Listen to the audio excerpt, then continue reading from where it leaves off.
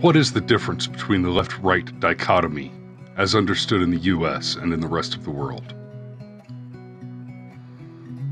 In the US, the right believes that we have, in the Constitution, a nearly perfect government outlined.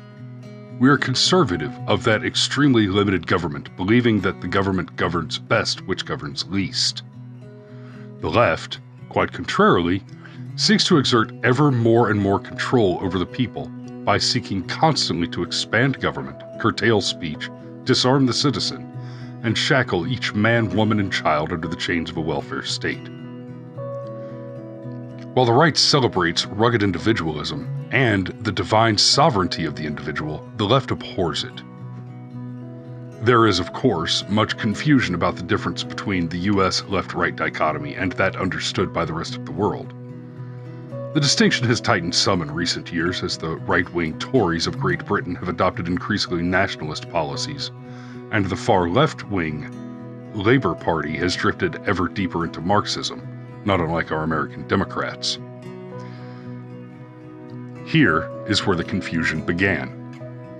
Outside of the US and prior to the US Revolutionary War, to be conservative meant to be conservative of the traditions.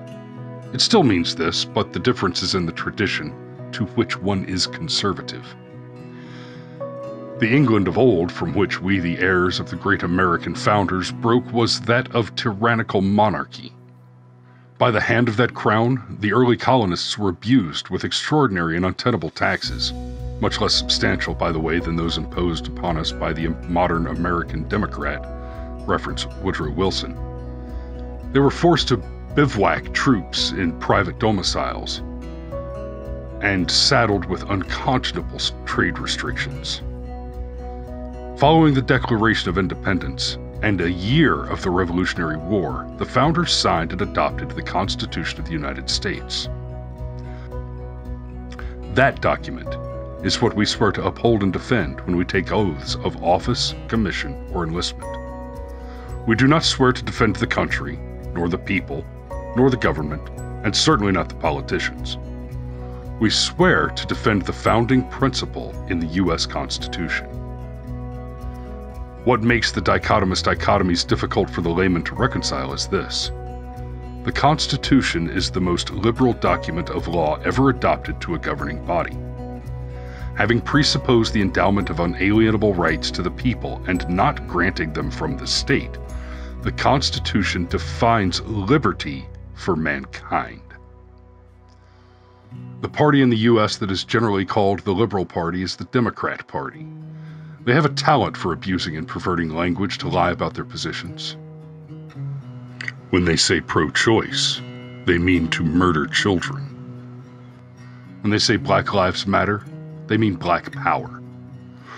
When they say progress while seeking in the freest nation in the world to rebuke the most freeing document in history in favor of the racism, statism, and violence of Marxism, they mean to regress to a state of vassals, begging. Please, Lord, may I have some more? Outside the U.S., the conservative is conservative of the monarchy. The American conservative is conservative of the Constitution that abolished that monarchy from our lands and set up a nation of free men.